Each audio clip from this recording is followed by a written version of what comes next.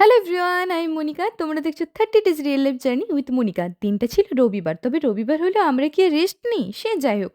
সকালে ঘুম থেকে উঠে এখন চুলের বেনুনিটা খুলছি। রাত্রেবেলা সবথেকে জটিল কাজ হচ্ছে বেনুনিটা করা, আর সকালে সবথেকে জটিল কাজ হচ্ছে বেনুনিটা খোলা। আর এই যে দেখছো পাগলের মতো টি-শার্টটা পরেছি, এটা কিন্তু আমার না, হ্যাঁ? এটা আমার বরের ছোটবেলার টি-শার্ট। তাই ভাবলাম কেন না আমি এটা পরে নষ্ট করি। আজকে সকালটা ভাবলাম একটু হেলদি ভাবে স্টার্ট করি। তাই এখানে ভেজানো চিয়া সিডস খাচ্ছি। তবে আজকে চিয়া সিডসের পরিমাণটা একটু বেশি হয়ে গেছে আরকি। চিয়া সিডসটা খেয়ে তো নিয়েছিলাম, বাট দুর্ভাগ্যবশত পেটটাকে রিজেক্ট করে দিয়েছি। কেননা পেটও জানে আজ রবিবার, তাই এসব আজ কিচ্ছু চলবে না। যাই হোক, চিয়া সিডসকে সাইডে রেখে এখন দুজন একটু চা বিস্কুট নিয়ে বসেছি। সরি গো, আমি আবার বিস্কিট বলতে পারি না। তারপর ভাবলাম চল একটু ব্রেকফাস্টের জন্য কিছু করা যাক। আজ রবিবার তো, তাই আজ সকাল থেকে একটু উল্টাপাল্টা চলবে। শুধু সকাল বললে ভুল হবে, সারা দিনই চলবে।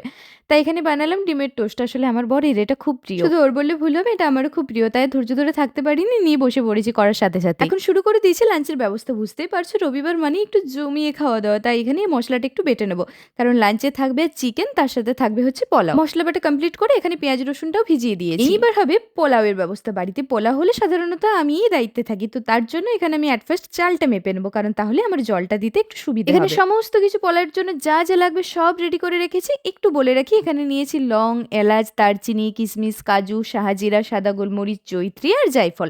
সাথে তো নুন, চিনি মাস্ট, আর অবভিয়াসলি ঘি। সাথে নিয়েছি একটু ফুড কালার। এবার আমি সমস্ত কিছু একসাথে মেখে চাপিয়ে দেবো। যদি এরকম সহজ পদ্ধতিতে পোলাও শিখতে চাও, কমেন্টে জানাতে পারো, প্রসেস বলে দেবো। আমি কিন্তু পোলাওটা প্রেসার কুকারই করি। তো এখানে ফুড কালার সাথে তেজপাতা দিয়ে জলটা ফুটিয়ে তারপর চালগুলো দিয়ে দেবো। বেশ বেশ বেশ, মাত্র 10 মিনিটের মধ্যে রেডি এরকম ঝরঝরি পোলাও। এই যে এখানে মাংস আনা হয়ে গেছে, এবার শুধু ম্যারিনেট করতে হবে। আর এনাদের একবার ঘুমটা দেখো, মনে হচ্ছে সারা রাত ধরে ঘুমোয়নি, শুধু পার্টি করেছে। যাই হোক, আমি ফটাফট করে স্নানটা কমপ্লিট করে নিয়েছি। বুঝতেই পারছো চিকেন আর পোলাওয়ের গন্ধে পুরো বাড়ি ভরে গেছে। তাহলে কি আর আমি ধৈর্য ধরে থাকতে পারি? পোলাও আর চিকেন ছাড়া মা এখানে করেছে আলু ভাজা, তার সাথে টক ঝাল মিষ্টি টমেটো চাটনি। আর এই যে চিকেনও প্রায় কমপ্লিট, পুরো টকবক করে ফুটছে। যাই হোক, আমি এখানে ফটাফট পোলাওটা সার্ভ করে দিচ্ছি। পোলাও চিকেনের গন্ধে আর কি ওয়েট করা যায় না গো, একেবারে যায় না। তাই এখানে বসে পড়েছি লাঞ্চ করতে। ঝুরঝুরে পোলাও, তার সাথে ঝাল ঝাল চিকেন, উফ, একটা দারুণ কম্বিনেশন। একটা সুন্দর লাঞ্চের পর এখন দেবো হচ্ছে একটা জবরদস্ত ভাত ঘুম। কি করবে বলো, বাঙালিরা সুন্দর লাঞ্চের পর এই ভাত ঘুমটাকে খোঁজে। তো কি আর করবো, এই ছিল আমার